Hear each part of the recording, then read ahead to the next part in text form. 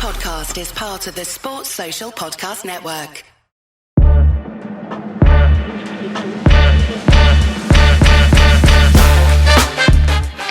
Welcome to the Ospreys Irie.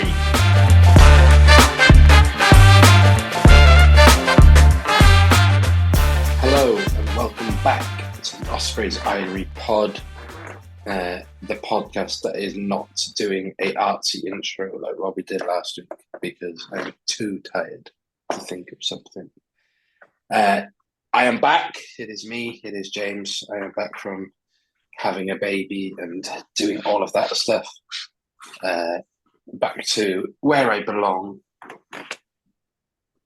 Joined this week by Iestyn. Robbie's done a Luke Morgan and got a yellow card. So just Iestyn this week. Iestyn, how are we? Right, is it a Luke Morgan or a Max Nagy nowadays? Or a Vardy Bosch for the weekend? There's a couple Vardy Bosch off, yeah. But yeah, I'm all okay. Just merely surviving for the next couple of days, and then after Friday I should be all good again. But is that when you finish uni? Yeah, I'll be all done by about 12:30 on Friday afternoon for the second year. So I'm expecting at least an article a day after you finish. might get something early next week. Might get something some point this week as well. Depends how it goes. That mean you'll definitely go into the game on Saturday? Yeah, potentially. Hopefully to go down there in some form. I'm gutted. I don't think I can go down to this one, but I may be trying to have some plans to go to Judgment Day. Yeah, I don't know what's happening with Judgment Day yet. Doesn't survive this week. Yeah, same to be fair. I'm on half term during Judgment Day with work, so Judgment Day, that is the last Saturday before I go back in. So I could potentially do it. Who knows? I don't like Judgment Day because we rarely beat Cardiff. Yeah, it reminds me of the stat from 2017 where the Ospreys hadn't lost a game in the Principality Stadium. Then within 3 weeks of April, they'd lost there twice. And one of them was to Cardiff in Judgment Day. I was there last year, and it was horrific because we just clearly, not to say we didn't care, but it was big end of season vibes. Well, the end of season vibes were at the Edinburgh game where I was the week before. That was Cardiff just trying too hard, as they're prone to do. Yeah, they just really wanted to qualify for the Champions Cup, and look what that got them. Yeah, a part of me wants the Ospreys to finish 8th, but Sharks to win the Challenge Cup, so we can just have another year in the Challenge Cup to see what happens. Oh, right. So, with maybe in back, let's go into the news. So, quite a bit of news this week. Let's start with some re-signings. So Ospreys have announced the re-signing of 2 players this week, one being Wales under-20s centre and Swansea RFC centre, Tom Florence. The highly rated centre spent much of 2023-2024 on the shelf with an ACL injury, but is back fit, but is yet to feature in a competitive match for the Ospreys this year. Has been on the bench once. Happy with that, Iestyn? Yes, it's more good news to see young players, staying put, I suppose. And I think there's a bit of potential there with Florence. I remember the Sharks game in the URC last season out in South Africa, and he came in last minute for Michael Collins, I think. And he looked rather settled and he played rather well for someone that got drafted in about 10 minutes before kickoff. So, obviously got rather unfortunate with injuries this year. But from what I've heard and seen, he's been doing rather well when he's played in the Welsh Premiership. So it'd be interesting to see if he does make that step up. Yeah. I think he's a fine player. I actually quite rate him. I liked him at under-20s level. Good for Swansea University. I haven't watched him much at Swansea RFC level, but I've heard good things. So yeah, I'm excited about that.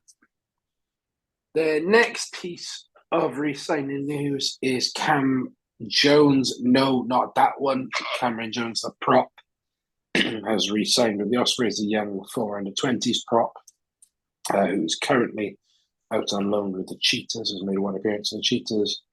Out in Bloemfontein, he has re-signed with the Ospreys. Quite happy with that. It just adds a bit of depth at loose head. He's not going to be first choice anytime soon unless something, a la Ryan Bevington, Nicky Smith happens, like when it was in about 2013 when Nicky made his debut because everyone else was injured.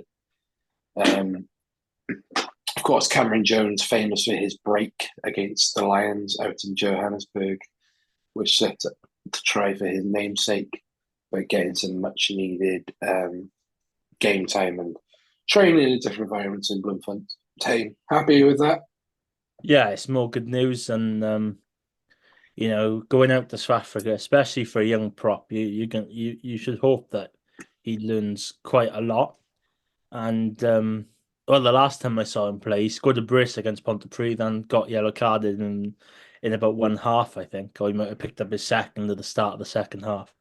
And seems like an exciting player. Obviously, when he made that step up in Johannesburg, he looked rather solid and obviously played a big role in one of the decisive tries near the end of the game. So yeah, it'd be good to see how much he's developed by the time he does come back from Bloemfontein, and to see where he is in that pecking order, I suppose, for next season. But as the Cam Jones giveth, the Cam Jones taketh away. The Ospreys have announced their leavers list for the year. They're still technically waiting on the leavers list from 2022, 2023. But instead, we've got 2023, 2024. So the leavers list for the Ospreys this year is Alex Cuthbert, Ospreys number 263. Toby Fricker, Ospreys number 282. Will Hickey, number 265. Cam Jones, scrum half, 290. George North, 232. Matt Prothero, 250. And Nicky Smith, 152.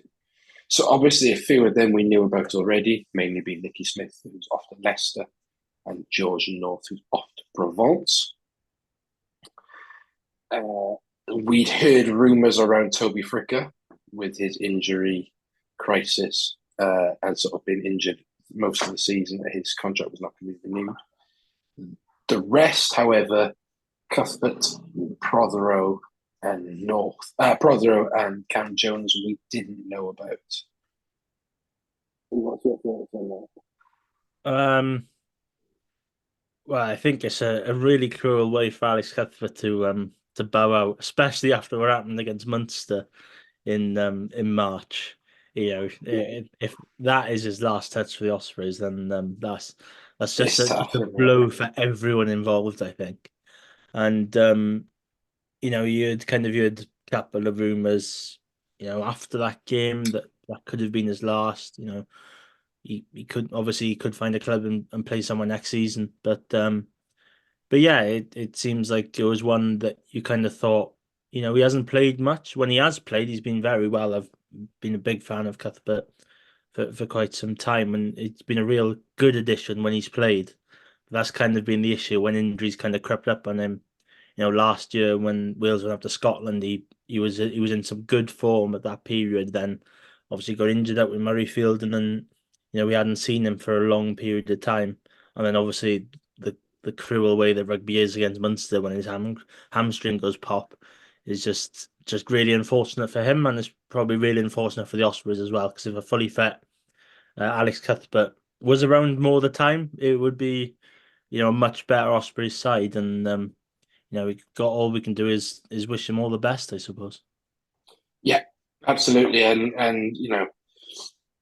had a really slow start to life in the Ospreys. Didn't score a try for ages. I remember particularly that end of season game against the Scarlets. Reece Webb makes that break, and dummies instead of gives it to him. Eventually, we do score, but he should have given it to Cuthbert. But then he did get his brace against Montpellier and things like that, And I like Alex Cuthbert. I really wish we saw more of him. So yeah, and then Matt Prothero signed with high hopes, definitely. Played 10 in his first game against the Scarlets in the pre-season game. Had that amazing game up in Edinburgh in that first game for Toby Booth. That try against Zebra this season. There's a player in there.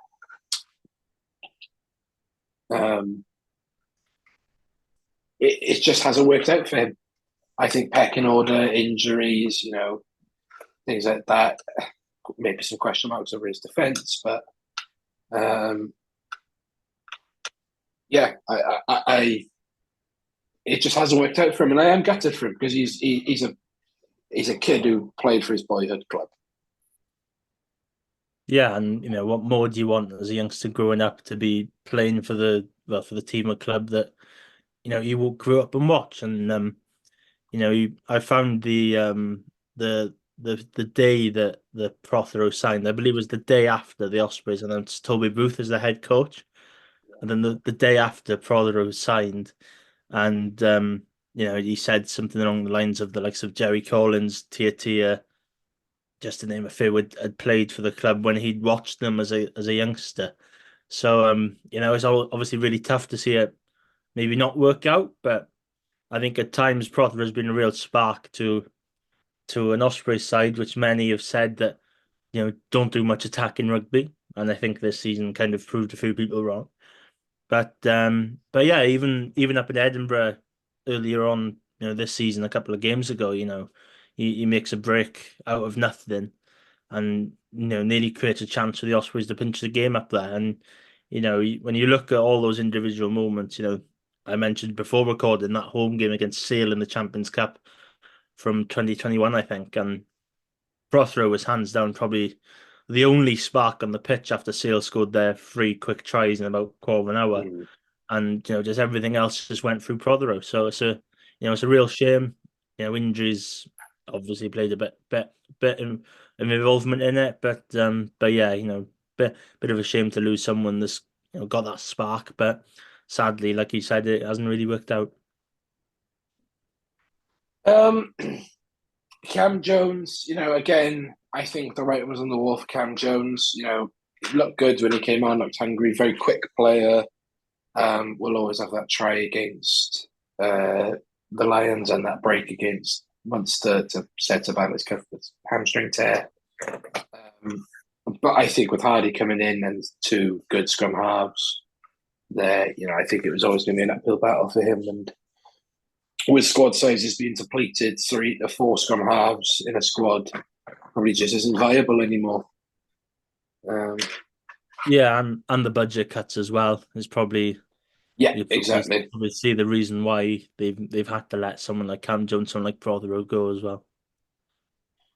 So yeah, it's tough on everyone. We've covered North and Mickey in detail. Will Hickey, I think everyone had high hopes for, was brought in with a lot of fanfare behind him. Sort of being a very successful Leinster schoolboy. Mike Ruddock talked him up a lot. Just suffered too much of injury. I think that time in Bloemfontein will do him well, and I hope he gets a club because he is. I think there's a fine player in there somewhere, and I hope Toby Fricker goes somewhere. I hope he goes to the MLR and then plays for the US, and it's just mental. I think that would be fantastic. So that is the leavers list. I suppose the other bit of news we have to talk about, and I'm going to talk about in brief tones, is Neath RFC put up a statement again. Clearly not content with their million Twitter impressions the last month. They needed some more. So for those who don't know, this is verbatim. I've not changed any text here. Neath put out a statement saying, "After our amazing end of season party, we are looking to make further improvements to our grounds and facilities. Our gym, recovery centre, and change rooms have been updated. Ospreys won't be playing at our ground next season or thereafter.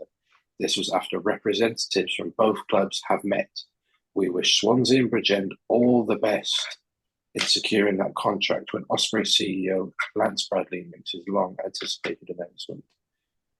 Instead, we will focus on growing Neath RFC and the Panthers as our illustrious clubs hosting Elite Sevens tournaments and other prestigious rugby events, as well as music and food festivals, family events such as Christmas light switch on, and Neath fireworks to contribute to the success of Neath RFC and enliven our town.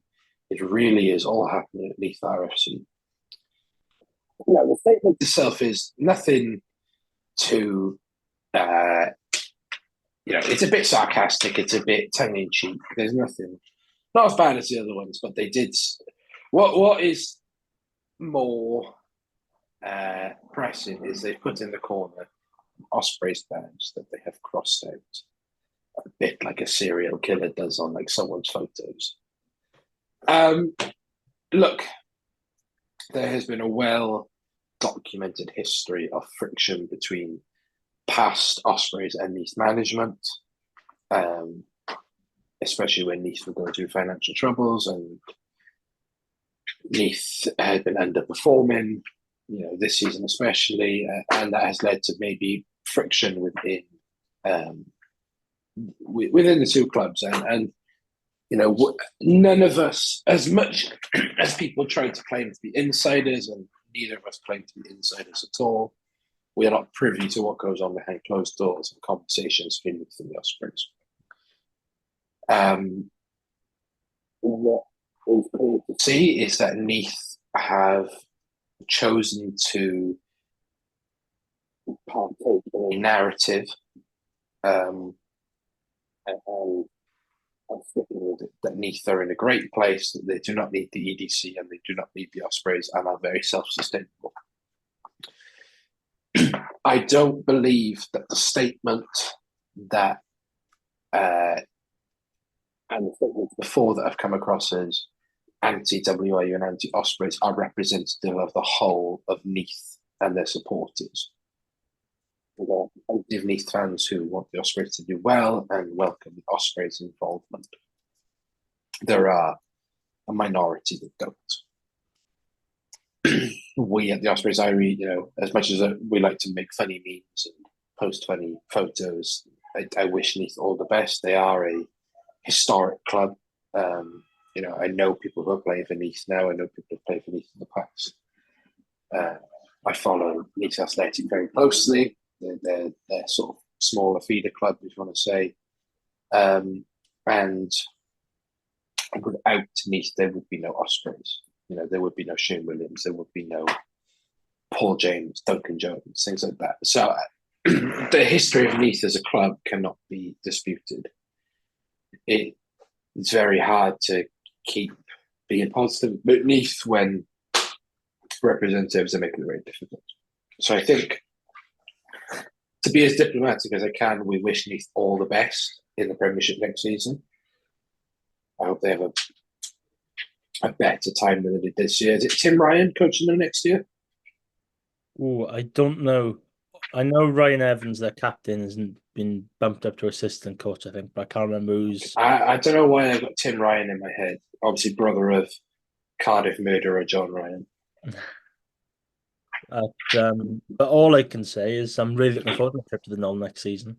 It's going to be a good day out. Well, it just won't be to watch the Ospreys. So yeah, well, you've got Neath against Ponty. What more do you want?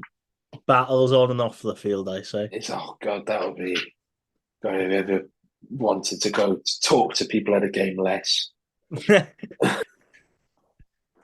Who's played for both Neath and Ponty that I can think of? What derby would that be? Yeah, plays for Neath and Ponty that I can think of. The social media derby, I suppose. Yeah. The way it all goes. goes. Start doing cameos. I don't know. Is there anything in the budget for cameos? Yes, there no. Probably not.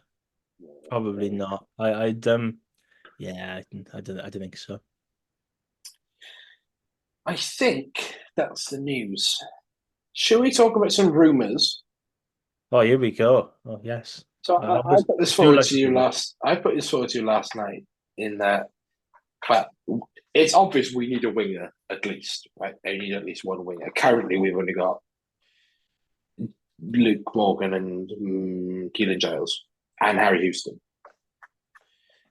which is not enough, if I'm honest. Yesterday Hopkins can play wing, but he's a fullback.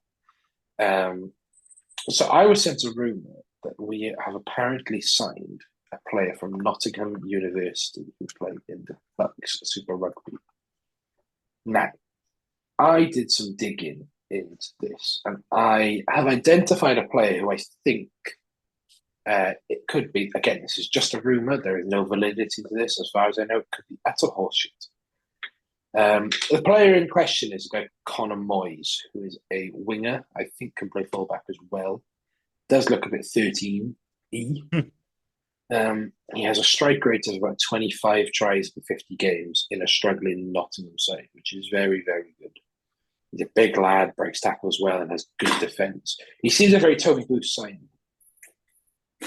If it is him, he has played most recently for the England University side against France, where they narrowly lost 48-46 or something like that, which is a very good standard in rugby. There's been some great players who played in that team over the years.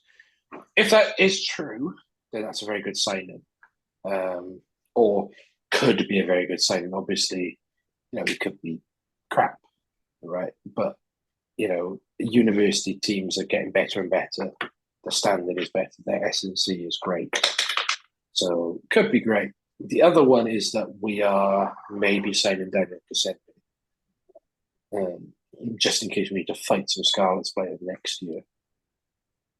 Because he wants it. He just wants it. I've never met a player who wanted it more. I will never forget the disallowed try in the last minute of that game. And instead of going to see if the try was scored, he just went and squared up to Joe Roberts, my hero. Yestin, thoughts on any other back three players that you think we could sign? That's quite a tough question when you were thinking of all the budgets and things. Because there's a lot of back three players out there that you kind of really want. If Caleb Clark wanted to join the Ospreys, for example, feel free. If Willie Roo wants a year at fullback, he can come along as well. But that's obviously not going to fit in the budget. But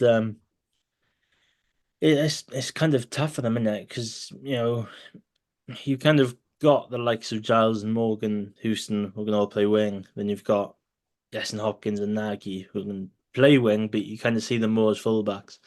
So maybe it could be a really good opportunity for someone from the university level to step up, which, as you mentioned, it could be someone like Connor Moyes. But I think Cassende, it's one of those, you've watched him on his debut. It's all well and good. He played rather well. But what's he like over a period of games? We don't know. And that Scarlet side, let's not beat around the bush. That Scarlet side wasn't very brilliant that Sunday afternoon. But in fairness to Cassende, stepped up and played well, and it looked like he really did care, which is a positive. But it depends what he's like after 2 games, after 3 games, a consecutive run of games to see what he's kind of like. So yeah, it'd be nice to see him back, I suppose. It wouldn't be one of those in the pub quiz that you see 20 years time of a winger from the Cheetahs that played once for the Ospreys. Could you name who he is? Twice. Oh yeah, I forgot about Bench against the Dragons, but we don't talk about that game. Well, one start for the Ospreys, and if you want to word it a bit better, but yeah, so if he did come and stayed a little bit longer, it kind of removes the pub quiz then because he played more games. Yeah, Sam Lana did a very good thread for us about wingers that would be great for the Ospreys, and they kind of went and signed one of them, the bastards. They went and signed Ewan Stevens from Newcastle, son of Colin Stevens, former Cletley flyer. So yeah, we're stalling for time here because we don't want to talk about the game, and actually we won't talk much about it at all. I have been messaged by Robbie to say that Scarlets were an answer or pointless tonight. and was the pointless answer. It's apparently I just read something on Twitter. It's about like the most popular rugby side, or something along those lines. I don't know what the question is full is because I didn't watch Rugby them. union teams, and they have to fill in the blanks. Oh, So the teams were Saracens, Glasgow Warriors, Munster Scarlets, and Northampton Saints. So Saracens got 32, which is fair enough. They're a London team, quite big. Glasgow got 12. You could probably do that out of context of the letters they're giving you. Munster 16, Northampton 10, and Scarlet 0. I have nothing else to add. there's a very unfunny joke to be put in there, isn't there? Well, some might find it funny, but I'm sure some won't. And if I said that, I'd probably end all future career aspects and hopes that I'd have. Yeah, so, should we talk about the game? Oh, we may as well. There's a little bit to talk about, I suppose. Yeah, right. So let's talk. The first half was great. Yeah, it was okay. I think from a competitive standpoint, it was great. I've seen a lot worse 40 minutes by the Ospreys in previous times. Yeah, we looked competitive, probably a bit rusty to begin with. So going 14-0 down, but then having the tenacity to come back. With two good attacking opportunities that we converted. Yeah, you could probably say we got lucky with the Luke Morgan one, but I believe we had a penalty anyway. Yeah, we did. I think there was some advantage.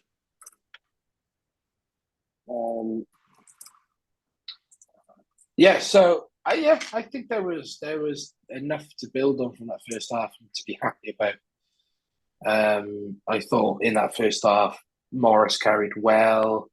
Ruben controlled the game. Dan Edwards was really good in that first half in particular. Nagy was good, maybe not on the turn. Still, maybe probably looked a bit slow on the turn there. Brian Habana will be livid. Yeah. And then the second half happened. But as I tweeted, right, I will say this again, I will say this with my chest. We just got Leinster, right? Leinster, no matter what team they're playing, will smother you and then kill you in transition. That's what they do. That's what they're really, really good at. And we just got Leinster. And it really helps when you're able to bring on Jack Conan, Charlie Natai, Dan Sheehan, James Gibson Park, right? To be able to bring them players on is a blessing, and more power to them that are able to do that, right? As much as I lambast the Irish teams for maybe having better squads and more money, fantastic they're able to do that. And if we could do it, we absolutely would. Let's not beat around the bush. If we could go out and sign Jason Jenkins or John Ball or RG Stolman, right, we would. Let's not take the moral high ground and say we wouldn't. We absolutely would, but we can't. And we've just come off a South Africa tour where we could conceded 60, and then we have 3 days of training, and then we're flying out to Leinster where we take 60 again. It's tough. We look tired. I've been saving this all season, but Scarlets fans were complaining at the start of the season they had to go up to face the Stormers and the Bulls and then face Leinster away, all in like a block of 3 weeks. Well, guess what, lads? We did the same. It's tough. We just look tired. I don't know what more is to say. I think the only positive out of it from that block of games, probably the start of the season when you looked at it, nobody gave us much of a chance to be, well, one, where we are, and two, to get any sort of point out of it. And it's obviously rather demoralising when you've conceded 120 odd points in 2 matches, and it's the first time the Ospreys have conceded 60 points in a game, and then they do it twice in 2 weeks, which is rather unfortunate. But to come out of those 3 games, very tricky games, and to get 5 points out of, not many sides are doing that, let alone any of the Welsh sides with the budget restrictions, because any team will go out there to face the Stormers, a really angry Bulls side, and Leinster first. And it was probably rather pleasing to see all three of those sides put out their, well, arguably their strongest side possible.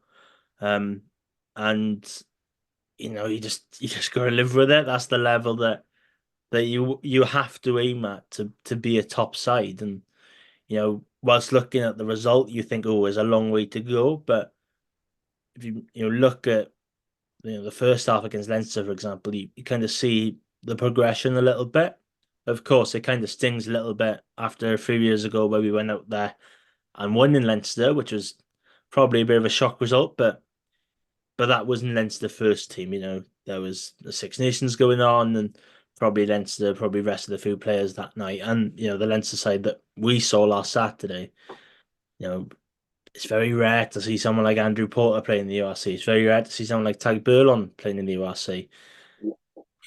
Two very good props, despite my own opinions on Andrew Porter. But I'll probably leave that off the record. But Yeah, absolutely.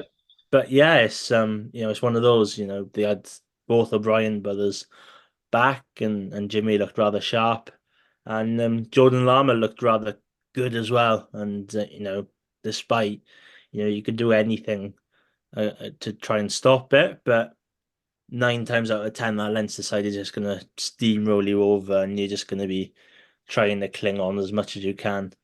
But it was also very good to see Jack Morgan back playing rugby again Yes. for the first time since December. It was also good to see Derry Lake play as his first start since Perpignan January. So yeah, little bit of green shoots, but obviously when you look at the result and how things kind of went as the second half went on, you kind of had a little bit of a sting, but there's 2 games left. There's still a glimmer of hope for top 8, as unlikely it is. But yeah, you just gotta. Two Booth probably said this some point: dust yourself off, lick your wounds, and go again. And Yeah. it needs to be a bit of a response because there's another Welsh derby coming up, and it's the last home game of the season. So it's certainly not a time to be all upset and negative about things. Top 8 is somehow still in reach, and if results go your way this week, they might go your way next week. And if you get 10 points out in the last 2 games, it's anyone's business. Yeah, absolutely. And the Ospreys know that that's not their standard, right? The players know that's not a standard that they demand. And Cuthbert said this on the Sport in Wales podcast this week. I don't know if you've listened to it, have you? No, I haven't. It's not a bad listen. It's only 45 minutes. Cuthbert, Garrett Hardy, and they had Shane Williams on this week. And they were saying that he said that Mark Jones gave them a bit of a bollocking, which is absolutely fair because in professional sport, you cannot concede that many points 2 weeks in a row. And no Ospreys fan is excusing that. There's intentional reasons behind it, absolutely, but no Ospreys fans excusing 60 points. What we can control is our performance next week. The last couple of games at the Swans.com Stadium have been crackers. We had what? I'm going to talk about one of them, a good player, but the one we had a good one last year, Yeston Hopkins' first ever try, Jack Walsh being physically abused, and then the one before that was Morgan Morris hat-trick, if I remember rightly. If I remember rightly, Jack Morgan just kept turning balls over for fun that game. I don't really have anything more to say on that game. Yeah, just Leinster are good, and if they don't, Caelan Doris cheats at rucks a bit. That's it. Well, yeah, don't know how much we can mention of that, but if Leinster or Bulls don't win the URC, then something's gone wrong. Let's be honest. No, absolutely, yeah. Leinster, yeah. If Leinster, I'm in awe of how they play and how they're so efficient. If they don't win, if they don't do the double, I'll be very, very shocked. Well, Anton Dupont might have a little say in that, I suppose. He is. Leinster just look a different. They look different gravy this year. Yeah, and it looks like their first team are going to have match fitness behind them as well. So yeah, James Ryan decided he wants it this weekend. what a shock! Yeah, against like the Pittons and Ulster. I The actually dread what they're going to do to Ulster on the weekend. the Ulster who are in crisis season, but well in URC playoffs. Like wow, we're a crisis season. Yeah. Oh, look at us! We've signed Werner Cock. We're in a crisis. Yeah, but then there's other teams at crisis season who pick up 2 wins in an entire season. Pathetic. Right, super good player. We may as well. I've just remembered who's on the bench for this game as well. I've chosen two. Oh. So we're going to cover two games today. So originally, Dragons Lair podcast tweeted in the week to say the last time. So the last time Dragons won at the Ospreys was when Di Flanagan was at 10 for the Ospreys. Which was a long time ago. So let's have a look at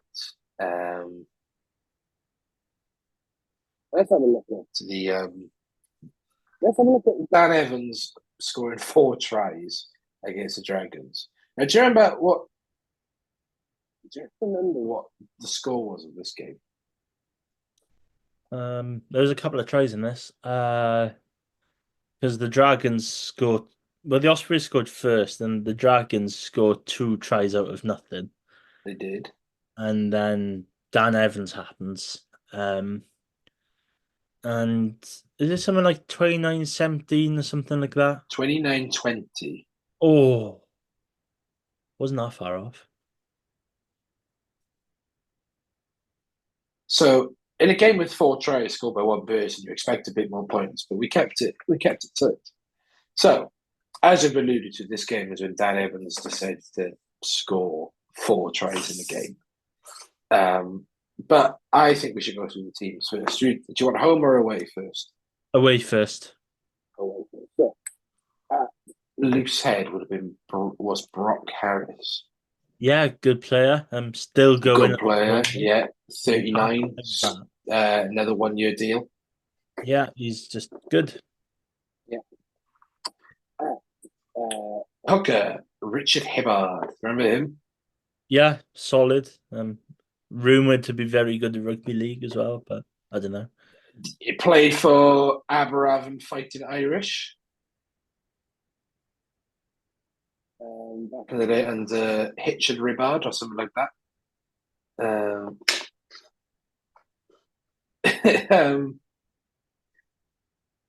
Very nice man. Actually, really, really nice man. When I've met him, was very involved with Aberafan Quins and Aberafan Green Stars.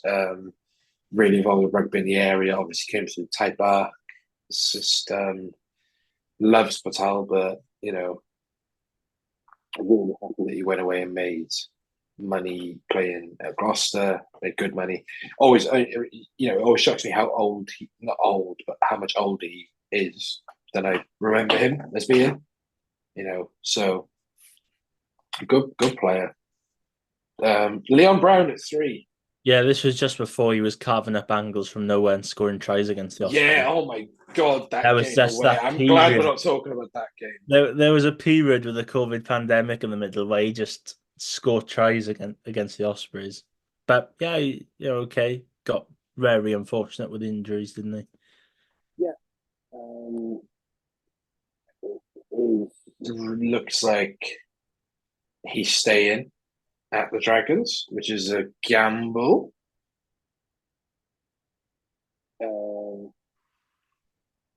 It's a gamble. I won't lie. But we'll see. We will see. Max Williams at 4.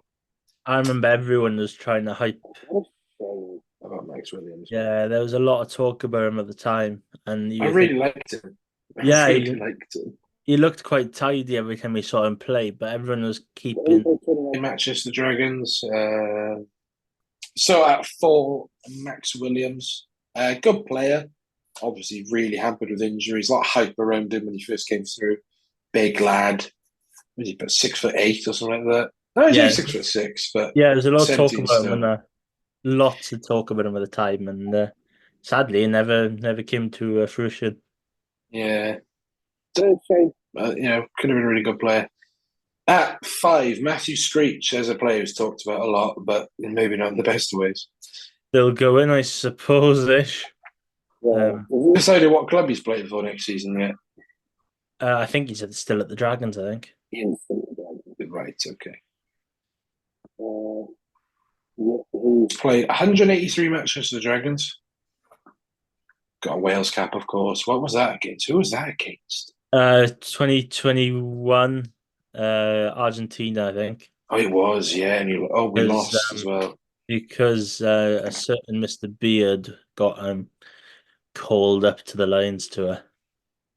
Of course, yeah. Oh, God. So it is Adam Beard's fault. If you want to put it that way, then you can. Probably the best back row the Dragons have ever had. So at 6, Aaron Wainwright. Solid. Good. So, yes, but Aaron Wainwright in this period wasn't at his best because he was being messed around by Piv. No, this was pre-World Cup, wasn't it? This was 2019. Oh, this was pre-World Cup. Oh, yeah, he was ace. Wales have just won a Grand Slam and Project Reset's kind of blown over. Sorry, no, ignore what I was saying. Aaron Wainwright was about to have the tournament of his life. The World Cup. Yeah. It's the next game where he was in a bad form. Or being messed around, I should say. Yeah, Aaron Wainwright is in the form of his life here. Really, really good. Tame Basham at 7. Not a 7. Stop playing in there. Solid, I suppose. I like Tame Basham. Yeah, I think he's a character. He's a proper Newport boy. He's only 24. Yeah. But it just seems that he might have one glaring error at any given time, and you just don't know when it's going to happen. It could happen like on Saturday, it could happen right at the end of the season, it could happen first URC game of this next year, but his head goes a bit, doesn't it? ID. His head goes a bit, I think, when that happens. And then Ross Moriarty at 8. Didn't get a yellow card, as far as I know, in this game. One of the future few that targeted Jack Walsh. And we'll come on to that in a bit. But yeah, he played this game. Was good for the Dragons, really good. I know Jamie really misses him, and probably should, because they probably haven't replaced that grunt in the back row. Yeah. So we go on to one of the try scorers now, Rodri Williams, and his stupid hair. The interception was rather good. And the fact that Tipbrook nearly caught up with him was even better-ish. But he did really well to finish it, actually. 31 Rodri Williams. Yeah, he seems like every time I see him play, you think he should be in the first team for the Dragons. But then you kind of watched in black over the last couple of weeks, and you're like, that might be why. I think Rodri Williams might have an injury of some sorts, but yeah, solid player. A Bristol player as well. Bristol. 50. He's played 53 games for Scarlets. People forget that. I think he started at the Scarlets, then went to Bristol, then came to Dragons.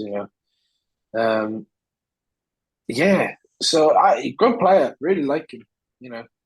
Really dependable, solid 9. Played 4 matches for Wales, 3 matches for Wales, I think. Yeah. So I think yeah, solid. The man who hates gym work. And always popped up and played rather well whenever Welsh Derby kind of rolled around. Dependable, I think, is the best way to say it. Really, really dependable. Solid. Yeah. And that shows, I think, in his appearances. So 83 for the Dragons, 37 for Edinburgh, 30 for Cardiff. And you look at them, he didn't start really for Cardiff. He was coming off the bench a lot. Didn't start for Edinburgh, came off the bench a lot. But they started 75% of the time for the Dragons. So, yeah, good player. Great on the interview as well. Funny, good follow on Twitter. Then the next try scorer, Hallam Amos. Yeah, this was before he joined Cardiff. Pre-Cardiff, yeah. Pre-leaving rugby to be a doctor. And yeah, it's kind of well before his hat trick of disallowed tries against Uruguay, might I add, and Shocking. kind of gets a bit of an easy one. This one I felt. Yeah. It's a little bit soft, but no, yeah, any good wingers there to pick it up and score, aren't they? Now, a man who I have no memory of whatsoever. Do you remember who this man is at 12? No, I'm confused how it's not Jack Dixon. No, Jared Sage. Jared Sage. Exactly. I Played 29 games. I think he must have retired through injury because he didn't play a game after the season, in the 18-19 season. So played one game for the Kings and then moved to the Dragons. from the K. Oh, The Dragons went on loan to the Kings and then came back to the Dragons. that's an interesting career path. You really, yeah. Imagine Yeah, you've gone from Newport to Port Elizabeth back to Newport. you can kind of now halfish start a seven side with players that have played for the Dragons and Southern Kings. So yeah, he played. That didn't look quite good. Partnering him was Taylor Morgan. Yeah, good player. Legend. Quite like him, yeah. Played Yeah. every round of rugby for Biarritz this year. No, he didn't. He's missed a few. But good player, like him. Yeah, I'm glad to see he's still playing in the wild second division of the French leagues. Would never have had him, Jonathan Joseph, and Vincent Martin playing in the same team. No, you wouldn't really, would you? Unless you were doing some niche career in rugby challenge. That's some. I've simmed in rugby challenge too, and And you've somehow managed to get like an AI player called Tyler Morgan because he probably wouldn't have been on the game then. Jared Rosser, who would have been about 19 in this game, 26 now. Yeah, very young Jared Rosser. Jared Rosser, 19 in this game. This is this before? Oh no, this is after the one where he gets that vicious. Well, Luke Morgan gets that vicious bounce and he just picks up and scores. Yeah. And then Jordan Williams at fullback. Again, somehow only 30. Yeah, it feels like he's been around for a long time, and Obviously famous for that match against New Zealand, the Baby Blacks in the under-20s World Cup with Sam Davis, Junior World Player of the Year at 10. He's got his one cap for Wales, isn't he? In 2013-14 somehow. I will say I'm not a fan of Jordan Williams at all. he scored that try last season, didn't he? He did score a try last season. Away from the Ospreys backline. Yeah. Let's go quickly through the bench, and this is an interesting bench. Reece Lawrence at 16. Vague memory of him. Vague memory. Josh Reynolds at 17, who I actually don't mind. Yeah, he's okay. I'm pretty sure he's still. He would have been young. He would have been like 18 in this game. He still feels rather young now, but I think he's still going along in the Welsh Prem. I think scored against Pontypridd, I think. Yeah. A couple of months ago. Played for Newport on the weekends, didn't he? Yeah. The Cornish Barrel, Lloyd Fairbrother. The second person of the Jack Walsh assault thing. Joe Davis at 19, a solid regional player.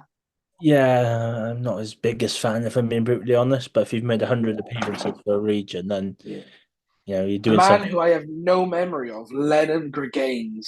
I've heard of him. He's played for Newport a bit in the Welsh Prem, and I think somewhere else as well. Yeah, solid. Never kind of made it at regional level, but solid. Quite frankly, a hateful duo of Tavis Noyle and Josh Lewis. Tavis Noyle's still knocking around your Seven Sisters this season. He is, yeah. And, Josh Lewis was rumoured to be coming to us last year. Joined Merthyr instead, and and will not be playing in the EDC. And then former Osprey Dav Howells, again, is somehow only 29 years old. He's been around the clubs. I'm pretty sure he was playing for Neath earlier on in the season as well. Yeah, awful injury. Played for Abercrave as well, I believe. Awful injury problems. Really talented player that obviously held the record at one point for fastest try ever against Fiji under-20s. So let's very quickly go through the Ospreys squad, then we won't comment on many of them apart from the obvious one. So Nicky Smith, Scott Baldwin, Tom Boter, fine, good front row. Adam Beard, Bradley Davis, Adam Beard would have been form of his life at this point. Or he was Gatland's one of Gatland's favourites. Yeah, it wouldn't be in form of his life, but he's in his unbeaten streak at this point. He's in his Undertaker era. He's just come back off the back of a Six Nations Grand Slam where the other second row got injured against Ireland. Ollie Cracknell, James King, and Justin Tipperick. Yeah, James King is always solid as ever. Probably pinched the line out of 3 in this game as well, but face charge down King, Adelaide Davis, and I got kicked by a sheep. No, I kicked by a cow and got stuck in my track to Luke Price. Played for Abercrave on the weekend as well. Scored on the weekend as well. Good, he did score. Yeah, you are right. Wingers of Dirksen and Giles, great. Good. And Corey Allen, obviously future Dragon. Yeah, solid centre pair. Did Corey Allen even play for the Dragons? I know he obviously joined the Dragons. Did he make an appearance or did he never make it in terms of fitness? I don't think he did. I'm pretty sure he's one of those that joined but didn't play. Yeah, never played. No, his last game of rugby's nearly 5 years ago. That is scary. Was this game, I think. No, it's the game. Sorry, it was the season after. Yeah, it's the game against Ulster where he gets injured after about half an hour. And then, of course, fullback, the greatest regional player to only ever get one cap is Daniel Evans. Yeah, it kind of felt like he was not out of form, but he kind of felt like he missed his chance for Welsh selection. And all of a sudden, he went on this mental scoring run where he scored something like 8 tries or something in 3 games because we had the South Africa tour right next to it. And he scored a hat-trick against the Kings. We signed him on the back of a season where he made 21 appearances and scored 3 tries for the Dragons. Right. And then a couple of seasons later, he's scoring 6 tries in 3 Champions Cup. And then, he's just gone mental. You know, obviously, the season before, he scored 10 tries in a year. Just unreal player. He had the hips, he had the pace, he had the nous to cut them angles and things. He was just so good. Yeah, this was obviously before he kicked Teddy Thomas in the head as well. I remember. I was getting a hot dog. I was in a concert somewhere and I had to miss the game. Really? I was some sort. Yes, he was actually stood next to me or the next person across. Yeah, he was there. Scott Otten, Jordan Leigh, Mafufia. Jordan Leigh, yes. Yeah. Still going. Still somehow playing for the Blues. I still really want him to be like a short-term signing next season, just to play another game, just to add up to that tally. Somehow has 5 Ospreys caps. One of them was against Ulster in the game that ended 8-0 in Bridgend as well. That's such a weird one. Lloyd Ashley at lock, good player. Sam Cross, who got released by Newcastle today. Solid and really unfortunate news at the same time. Yeah, he was really good for Newcastle this year, struggling Newcastle this year as well. Yeah, reading up on a few supporters' comments earlier, and they seem to have really liked him up there. So, yeah, good for him. Matthew Albury, Sam Davis, and Luke Morgan. Yeah, it's pretty standard for the time. Yeah, Sam Davis coming off the bench at this period of time and made the hat-trick try, I think. With So that brings us to the most recent Swans.com based Ospreys Dragons game. Oh, this is last season. Which finished 37-18.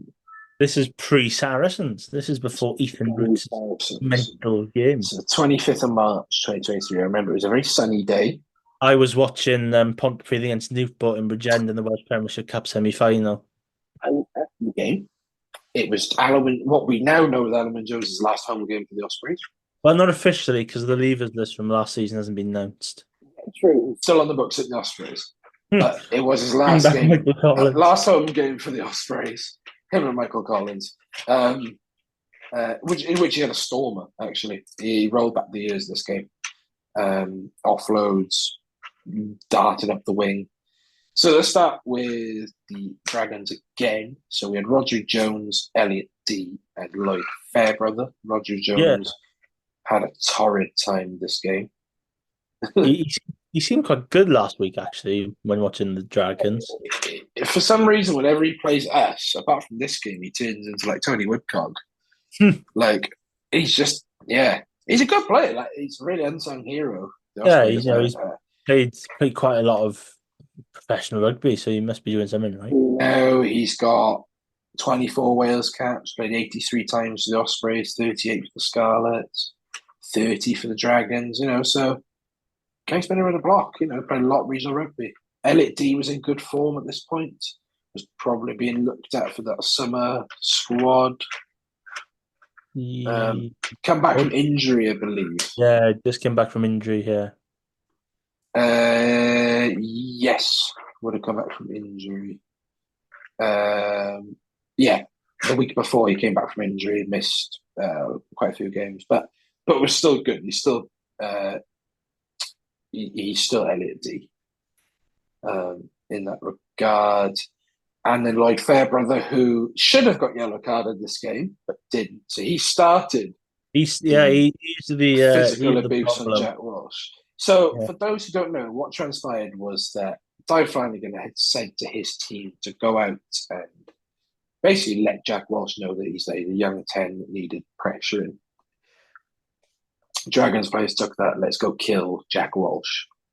So he got about the 20th odd minute. Jack Walsh gets hit off the ball by Lloyd Fairbrother. Leads to a penalty in which I believe he kicks. So then we move into the second row, Lonsdale and George Knott. Good, yeah. Solid regional really second. Solid. When they're playing second rows, they're very good. Ross Moriarty, Harry Keddy, and Ollie Griffiths. Great back row. Good back row, but not as good as the last one we just looked at. I agree. Ross Moriarty got yellow. So the best bit, I was at the stadium, so I wasn't listening to comms or anything. So I had to watch this game back. And on the Premier Sports or Viaplay, whatever it was, Tom Shanklin was on commentary with whoever it was. I think Reece A.P. Williams. And you get to the scrum in which he leaves his yellow card, and Tom Shanklin is talking him up, saying that Ross Moriarty is exactly what Wales need this season, this summer. Big physical ball carrier, not compromising, blah, blah, blah. And then he literally goes and gives away the most heinous yellow card I've ever seen. Probably, give or take a few inches, could have been a red. So, and it was just the most poetic timing ever. So he did not have his best game, so to say. So we move into the back. So Roger Williams again and Will Reid. I do like Will Reid. I like Will Reid. I like Will Reid. Been earmarked by Gatland as well, which is always good. Ashton Hewitt on the one wing. My granddad's least favourite player, believe it or not, because he injured Keelan Giles. I don't know if Ashton Hewitt really meant it, but still good player. Tackle. Good player, yeah, I agree. Good bloke as well. Just really, really good egg. It's just that really unfortunate incident, isn't it? Yeah. Steph Hughes, good player. Like him at the Dragons. Seo Tompkinson, who I like Seo Tompkinson, right? I was a big fan. Yeah, one of the worst red cards I've ever seen in my life. I was a big fan of Tompkinson of the Highlanders. I remember during COVID when they just started writing and I was saying, that person's really good. Then you see that he's joined the Dragons and like my jaw just dropped everywhere, thinking, oh my word, this is going to change the way that Welsh rugby is going to be, because you watch Super Rugby and you think, oh, he's really good. And they come to Wales and you're thinking, right, he's going to do something. But it wasn't the impact I really had in mind that he was going to nearly take Jack Walsh's head off. But Yeah, and he's leaving at the end of the season as well. So it didn't really work out for Tonkinson. Yeah, he's just a good guy. I like him a lot. But it was one of the worst. And I said it when it happened as well. That I was like, oh my god, yeah, that's a red. That's a red. Jordan Williams on one wing, who got quite an easy try for the bounce, is just sort of bounced up into his hand. And then Angus O'Brien at fullback, who I quite like. I'm I like glad he's Angus re-signed with Pride the as well. Dragons as well. Yeah, good player. Horrible injury luck. Then we get to Bradley Roberts on the bench. Not really worked out Bradley Roberts. A fine player. I remember when he got called up to Wales, and then the week after he had to play for Ulster in Swansea, and Yeah. he didn't have the best of afternoons then, actually. But Yeah, in that horrible game, wasn't it? well, wasn't that horrible? The Ospreys won, but No, but it was a horrible game to watch. Like, it was just. yeah, Luke Morgan takes a high ball in about 4 minutes to go, and that was like the highlight of the match. Dooley and Chris Coleman. Yeah, not great. They're okay. Paul Taylor, he was all right, wasn't he? Yeah, one of those that you kind of Where's Hugh Taylor now? didn't Do he you go remember? back? Didn't he go up north? Or have I just made that up? North America. Oh, is he? Seattle Seawolves, baby. Give that man a star. That's it. I thought He I just was at assumed. he was at Bedford Blues though, so yeah, he did go sort of up north.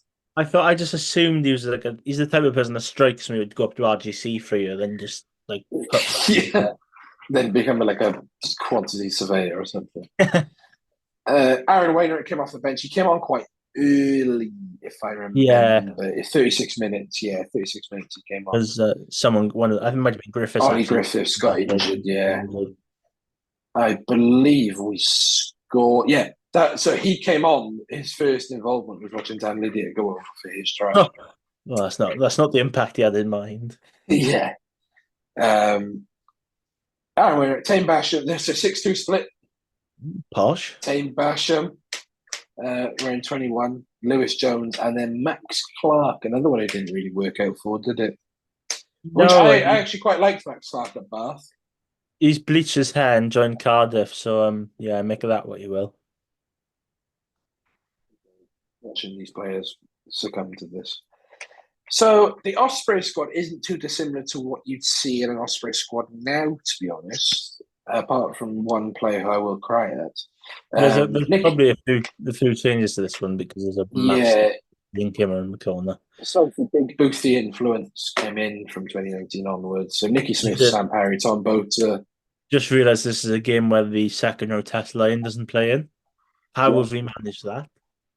Yeah, so good front row, standing front row at the time. Nicky Smith scoring the opening try. Yeah.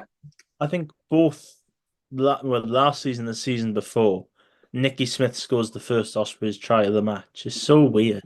I don't know how it works. So he started this game, obviously, in the absence of Beard and Reece. Well, we were in our bomb squad phase at this point. Oh, yeah. Yes. So we'll come on to that in a minute. So he partnered Alwyn Jones, obviously, in his last game. Sutton was really good this game as well. And a back row of Dan Lydiate, who obviously scored, who doesn't score. Ethan Roots. I miss you, Ethan. Come home, please. We miss you. We forgot to mention that in the news earlier. We're playing Exeter in pre-season. There we are. Yeah, so James has got a plotting plan to take back Ethan Roots. I will. He'll probably set up a GoFundMe page in the future for donations for my bail. For any following court cases that might appear. But yeah, we're all going to Exeter to see Ethan Roots probably. Logan Morris scored because, of course, he did. He scored in pretty much all these games. Ruben Morgan Williams. Then obviously Jack Walsh, who obviously then had to go off at 43 minutes because he got killed. Luke Morgan on one wing. Kieran Williams, who went over for the last Ospreys try. Good try. Owen That was. Watkin, yeah, good trade. Derry let carry, bounced one and then got the offload in. Yeah. Owen Watkin, George North, and Justin Hopkins. Justin Hopkins scoring and then immediately pulling up a cramp because he's an Osprey, of course he did. Now, very late Gareth Thomas, Ben Warren, so we're in our bomb squad phase here. Obviously, then Tom Francis. I think Lake had just come back from injury for this. He had, yeah. Ruth Davis. Harry Deves Small. Do you know he has a double barrel surname? No, I didn't. His name is Harry Deves Small. Harry Llewellyn Deves Small. That's something to note. Quite, isn't it? Yeah. Luke Scully. So Matthew Aubrey and Luke Scully. Luke Scully, who if I remember rightly, nailed a beautiful touchline conversion. Yeah, it's right next to the east stand as well. East stand in the right hand corner as well where you sit. And it was a beautiful touchline conversion. And then Michael Collins, who officially hasn't left the Ospreys. I'm sorry, he hasn't. Despite ripping it up in Japan, he has not left the Ospreys. Not left the Ospreys. Follows us on Twitter. Hi, Michael. Liked your tweet the other day as well. He does. He likes a lot of my tweets. Big Michael fan. So that was 2 Ospreys v Dragons games at the Swans.com Stadium. I don't really have much to say about the weekend. I don't know about you. Just going to be interesting to see the reaction, because if there is one, it could be very interesting to see what does happen. You know, if the Ospreys kind of go back into their own shell after a couple of disappointing results, or do they just go full guns blazing and take it out on the Dragons, which should be rather harsh on the Dragons, but it could be that real confidence boost that they need to end the season. Well, last season we didn't really get that when after the Sarries game, you went up to Edinburgh, didn't play very well and lost, and then didn't play very well and lost to Cardiff. So you kind of hope there's some sort of reaction then. I think Osprey supporters will probably want a little bit of reaction because, it's not nice conceding 120 points in 2 games, especially off the back of a Stormers win, which kind of put us right back in the mix. But it's one of those, if there is a reaction, then good. If there's not and it goes wrong, then you kind of like, oh, well, the top 8 wasn't really realistic. But if you win, you're kind of like, oh, the top 8 might be small glimmer of hope, chance back on. Yeah, I just think the ultimate thing is we have to win. I just want the win first rather than the bonus point. I'd rather finish the season with 10 wins, finished with was it a 10-8 record. With 3 wins in Europe. 3 wins in Europe. I'd take that. I'll take 13 wins in the season. I think that's probably the best URC record as well, as in the URC since its inception for our lot. Yeah, for our lot. Yeah, I just the win. Ben Breakspear is in the middle for his second URC game. Made his debut against Edinburgh versus Zebra. Good to see a young Welsh referee. He obviously was. Sorry, not him. We also had a debutant, I believe. Was it Adam Jones? It was Adam Jones made his debut against our lot. For Osprey Scarlets. Was it first game after COVID or was it a Welsh derby? No, who was it this season? We had one this season, Osprey Scarlets. Was it Steph Phillips that did Osprey Scarlets? Very good. That's all I remember. He was quite good in that Osprey. In the Daniel Gassendi game. He told Nicky Smith to he asked Nicky Smith about if he was having Sunday dinner because Nicky Smith complained of a reset scrum. Yeah, they're taking too long. He did actually. It clearly got into his head because they pinked Kieran Hardy for taking too long at a line out, which was quite funny. So yeah, I don't think there's much more to talk about really. Just be interesting to see what kind of selection as well, because there was a bit of change after the Stormers win, which was rather emotional. Obviously, the changing room is. I think we'll see Jack Morgan start. And I think we'll see Debbie Link start. Wasn't really a good place according to Toby Booth after the Leinster game, which is admittedly so. So be interesting to see what he does. Will Deves come in? Yeah. Start is it's really interesting. Hopefully, we're nearing a return of Fender as well. There was a Wheels Online article by Ben James. Yes, is saying it might be back for Judgment Day, which is very exciting for Ospreys. Very, very exciting. So I think that's it. I am suspending more and more into darkness because I can't be asked to put my light on. You can find us on all the regular podcast platforms. You can find me at Ospreys Diary on X. You can also follow me at JamesReese8. On my normal socials, you can follow Yes_Thomas21. You can follow Robbie, even though he's not here, at Squidge Rugby and at Squidgy Goat. Check out his scrum video. It is excellent. What a video. As a front row myself, it was great to see. No other news. We'll be back next week, hopefully with a full side to review the Dragons game. And there's no game the week after, is there? Can we talk about Leinster against Toulouse or something? Or was that out of bounds? I do, but we might just have to do a bump for good player episode.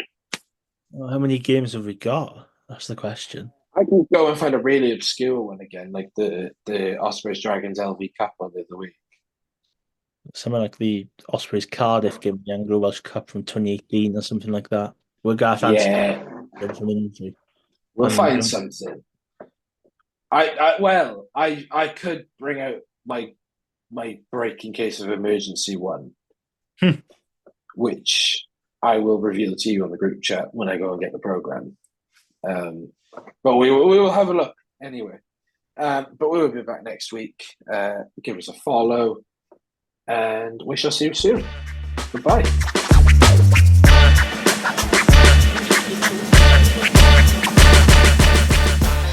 Thank you for listening to the Ospreys Diary podcast. We hope you enjoyed the show.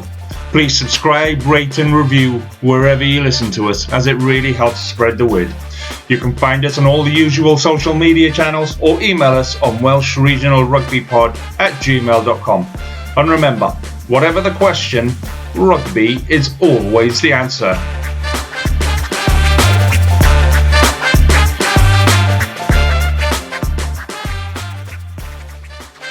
Sports Social Podcast Network.